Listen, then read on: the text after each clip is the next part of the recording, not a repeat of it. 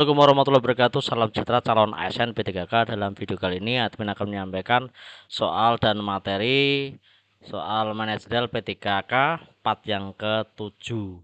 Untuk tes kompetensi manajerial yaitu tes yang digunakan untuk mengukur kemampuan dan keterampilan yang dimiliki oleh P3K untuk memimpin dan mengelola organisasi secara efektif dan efisien dengan berdasarkan 9 dimensi: integritas, kerjasama, komunikasi, orientasi pada hasil, pelayanan publik, pengembangan diri dan pengembangan orang lain, mengelola perubahan, pengambilan keputusan. Kita lanjutkan nomor yang 11. Kawan Anda memiliki istri yang akan melahirkan dan karena tidak memiliki biaya rumah sakit maka meminjam uang kepada Anda. Padahal uang yang Anda miliki hanya untuk kebutuhan sehari-hari. Maka tindakan Anda adalah A. Saya meminta maaf dan mengatakan yang sebenarnya bahwa saya tidak punya uang untuk dipinjamkan.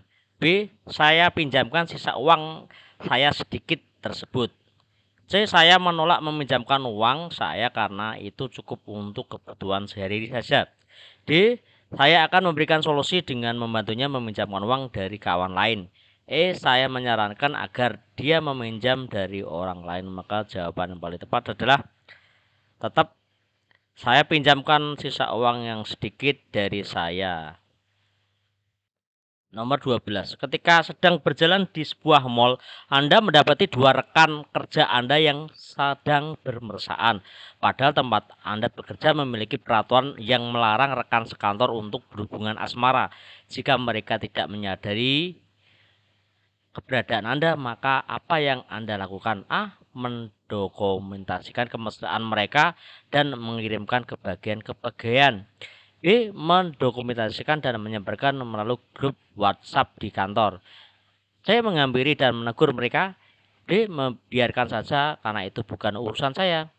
E. Mempertimbangkan untuk berhenti dari perusahaan yang Anda dan semua karyawan karena takut tertular LGBT. Maka jawaban yang tepat adalah menghampiri dan menegur mereka. Nomor 13.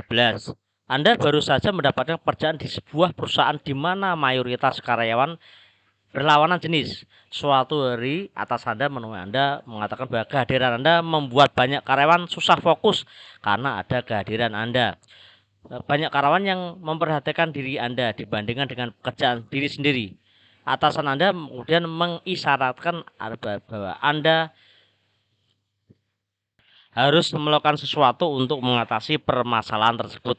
Apa yang Anda lakukan? A. Tetap bekerja seperti biasa, toh kesalahan bukan berada di pihak saya. B. Menyarankan kepada atasan agar mendisiplinkan para karyawan tersebut. C. Meminta pada bagian-kebagian untuk dipindahkan ke divisi lain. D. Mengubah tampilan dan perilaku Anda agar tidak menarik perhatian lawan jenis. E. Sedapat mungkin menyarankan pada rekan-rekan yang lain agar tetap fokus bekerja. Maka jawaban pertama adalah mengubah tampilan Anda sehingga teman-teman Anda tidak tertarik perhatian lawan jenis kepada Anda. 14. Pernyataan berpindah-pindah kerja adalah hal yang wajar. Bagi saya, A. Saya tidak berpendapat bahwa karyawan harus setia setiap perusahaannya. B. Saya meyakini nilai-nilai yang mengatakan bahwa loyalitas terhadap pekerjaan adalah sikap yang terpuji. C. Pekerjaan saya saat ini tidak dapat menjamin masa depan saya. D. Saya meyakini loyalitas itu penting. E. Saya suka dengan pekerjaan saya, tapi jika ada pekerjaan yang lebih baik, saya tidak ragu-ragu untuk pindah. Maka jawaban yang paling tepat dari pernyataan tersebut adalah D. Saya meyakini loyalitas itu sangat penting. Soal nomor 15. Kalau kamu jadi ketua RT terus ada tetangga yang baru nikah setahun, istrinya adalah warga negara asing, suka berjemur di depan rumah. Nah, para warga tetanggamu merasa terganggu sama sikap WNA tersebut.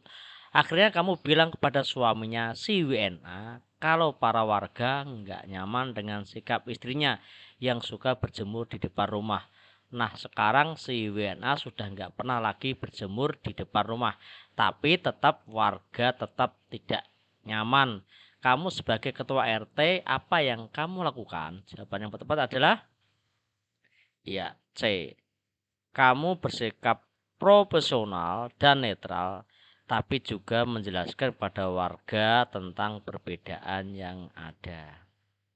Nomor 16, yang disebut dengan pembangunan nasional adalah pembangunan untuk lebih maju juga bagus, pembangunan untuk suatu negara juga bagus, pembangunan yang menurut juga bagus. D. Pembangunan yang berbudaya, pembangunan sesuai kemampuan. Yang paling tepat dia adalah pembangunan yang memiliki budaya. Soal nomor 17. Tertib sosial merupakan A.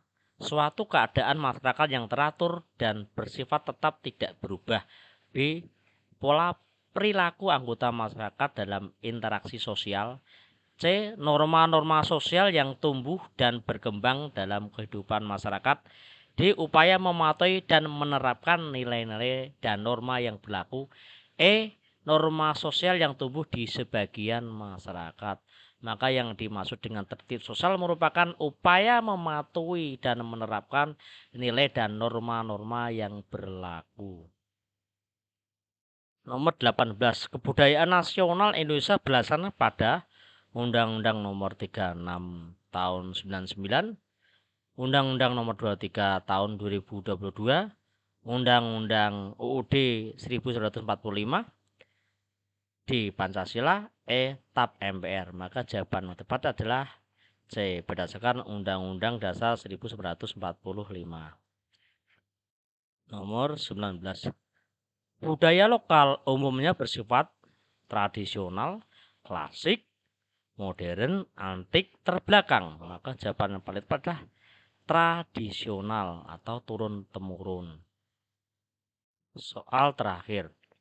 Contoh konflik yang disebabkan oleh kecemburuan Poso merupakan contoh konflik yang disebabkan karena A. Perbedaan agama Islam dan Kristen. B. Perebutan kekuasaan, perbedaan suku dan suku bangsa, perbedaan politik antara pemerintah dan masyarakat. E. Kepentingan politik dan antara tokoh masyarakat. Adalah perbedaan antara agama Islam dan agama Kristen.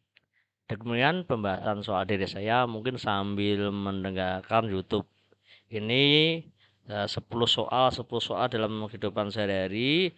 Nanti pas tes mungkin ingat dengan jawaban yang saya sampaikan. Jangan lupa dukungannya dalam channel ini dengan cara like and subscribe.